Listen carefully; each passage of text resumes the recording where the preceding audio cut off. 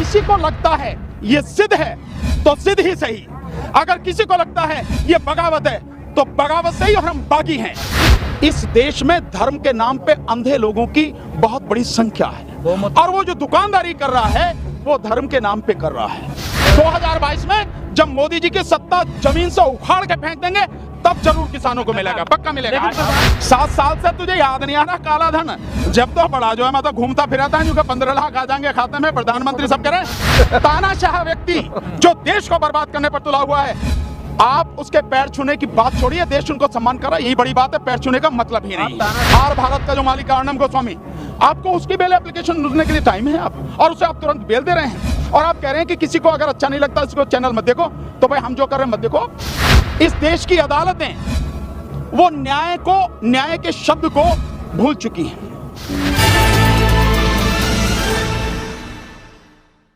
ये गन्ना किसान देश भर के, इनका 15,683 करोड़ 15,683 करोड़ पिछले 2 साल से पड़ा है। इसमें 12,000 करोड़ पिछले सालों का है, बकाया अब का नए साल का। आप ये नहीं दिलवा सके अभी ने, आप अभी तक ये नहीं दिलवा पाए, तो आप जो बाकी और चीजें कर रहे हो, भड़काने और ये वाली बातें, उनका कोई मतलब नहीं। पहले तो 2022 में मिलेगा ना सर? किनको? सब कुछ 2022 में सारी योजनाएं सरकार, हाँ मिलेगा।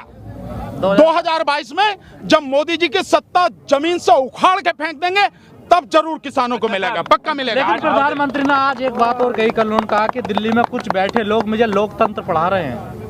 अरे आपको तो कुछ पढ़ाने की जरूरत नहीं है, आप तो पेट में ही पढ़ के पैदा हुए थे, क्योंकि 35 साल तो आपने जो भीख मांग के खाया है नहीं है, और पता नहीं कब आपने चाय बेची, कब आपने एमए और बीए कर ली, जो गृह मंत्री इनकी डिग्री दिखा रहे दिल्ली यूनिवर्सिटी की। तो ये जो सारी चीजें हैं, लोकतंत्र हमें पढ़ाने की या आपको पढ़ाने की जरूरत नहीं है। आप जानते नहीं हैं, और आप क्योंकि तानाशाह हैं और इस देश में आप राजतंत्र स्थापित करना चाहते हैं, इसलिए आप संविधान और लोकतंत्र की हत्या कर रहे हैं। अगर आप लोकतंत्र जानते आपके हिसाब से, जैसा आप कह रहे हैं, तो आप लोगों की बात सुनते, लोगों के बीच आते, उनके दुख दर्द को जानने की कोशिश करते। कोरोना में जब लॉकडाउन था तब आप पिछले दरवाजे से कानून लेके आए। आपने किसी किसान से, आपने किसी किसान संगठन से और राज्यों से कोई आपने सलाह मशवरा नहीं किया। हाथ भी जोड़ रहे हैं, सर भी झुका रहे हैं, हम 4 बार जोड़ लेते हैं, कोई बात नहीं, हम भी हाथ जोड़ लेते हैं। प्रभु, हम भी आपको हाथ जोड़ रहे हैं कि अपनी गलती को मानो और कानून वापस ले लो। हम तुम्हारे पाँव भी छू लेंगे। नहीं, पैर की छूएंगे, ऐसा थोड़ी है। बिल्कुल नहीं छुएंगे सर। कर ले। तानाशाह व्यक्ति जो देश को बर्बाद करने पर तुला हुआ है, आप उसके पैर छूने की बात छोड़िए, देश उनको सम्मान कर रहा है, यही बड़ी बात है। पैर छूने का मतलब ही नहीं है। आप तानाशाह बता रहे हैं, वो कह रहे हैं आने वाले दौर में ये डेमोक्रेसी मदर कहलाई जाएगी, माँ कहलाई जाएगी। काय की माँ कहलाई जाएगी? पूरी दुनिया की लोकतंत्र की माँ। तो अब ये बताने की जरूरत है, ये लोकतंत्र की माँ है। भगवान बुद्ध के जमाने में जाओ, गणतंत्र पढ़ा है, मुझे मालूम है कि आपको इतिहास की जानकारी कुछ भी नहीं है।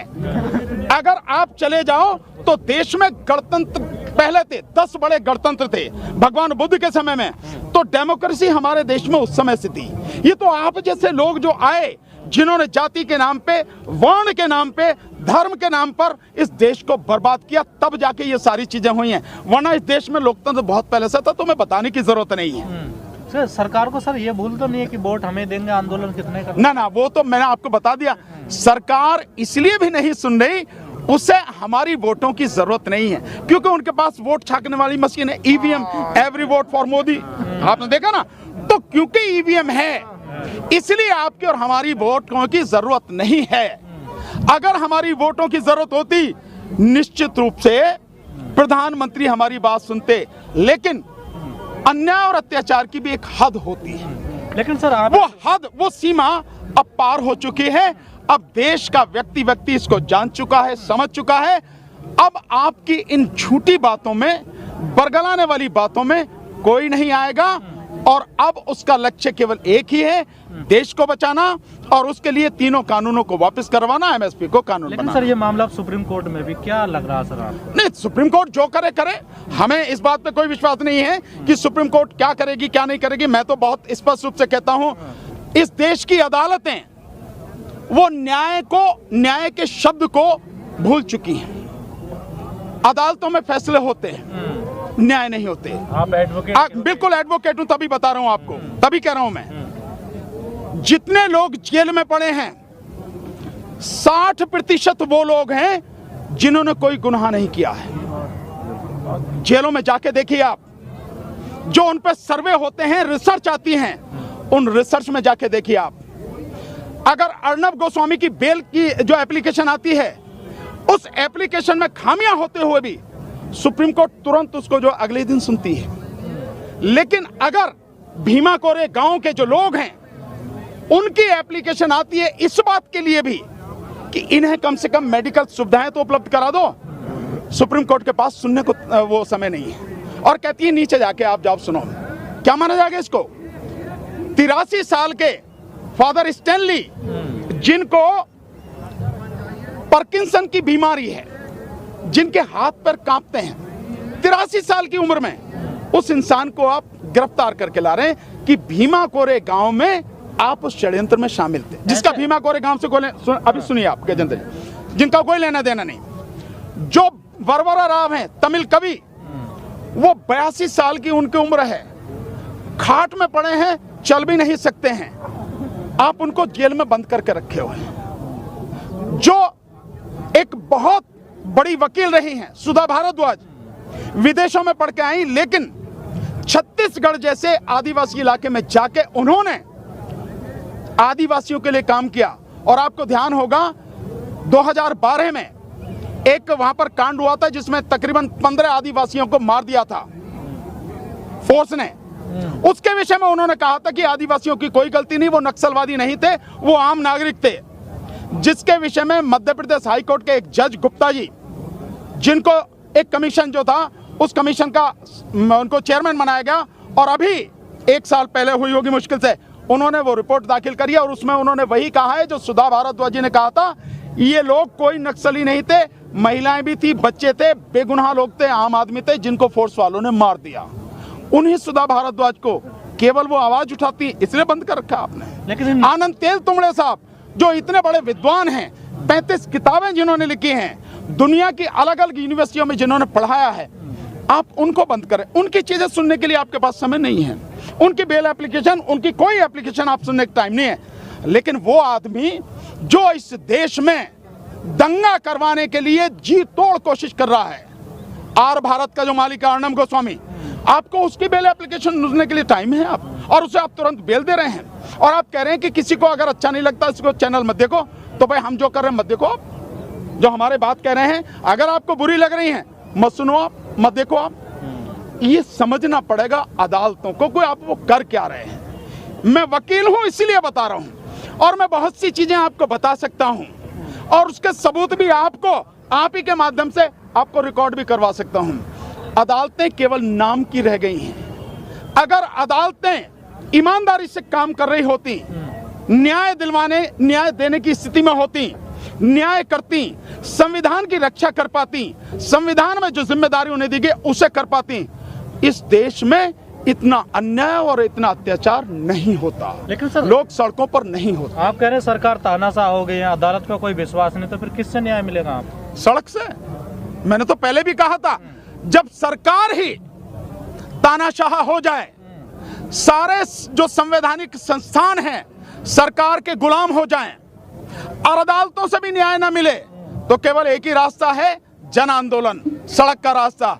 और जन आंदोलन शुरू हो चुका है, जनता सड़क पर है, किसान इस आंदोलन को लीड कर रहे हैं। लड़ाई सबकी है, पर लीड वो कर रहे हैं, सबके लिए लड़ रहे हैं। इसी से ये गंदगी साफ होगी, और अब के जब साफ होगी तो पूरी ही गंदगी साफ होगी। सरकार कह रहे 20 राज्य के किसान हमारे साथ हैं, लिखित में लेटर। मैंने कितने राज्य गिनाए अभी थोड़ी देर पहले आपको?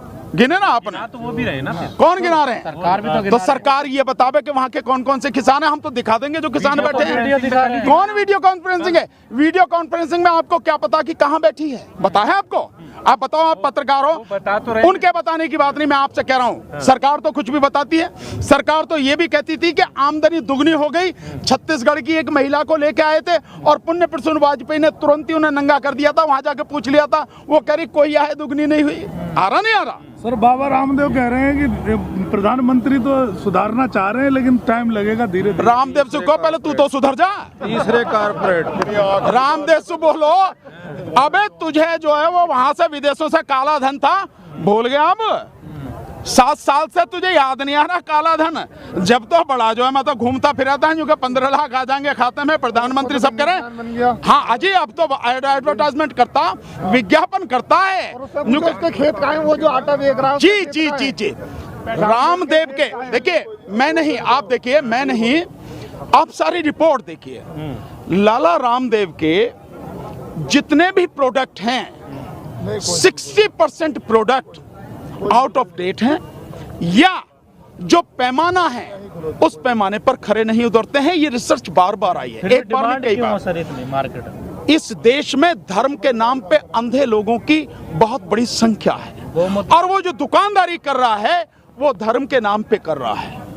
ये सबसे बड़ी दिक्कत है। इसलिए लोगों को सोचना है कि हमें धर्म के नाम पर गुमराह नहीं होना। वो स्वदेशी चीजों हमें जो मुद्दे हैं उनकी बात करनी है। स्वदेशी चीजों को बढ़ावा दे रहे हैं। रामदेव से ये पूछो, स्वदेशी की बात कर रहा है, जिस गाड़ी में घूमे कौन सी है वो? और तू दुनिया को दवाई बांटता फिरा। जब तुझे हार्ट अटैक हुआ या तेरे उसको हार्ट अटैक हुआ तो यही आया ना एम्स में, उसी से ठीक कर लेता है नहीं है?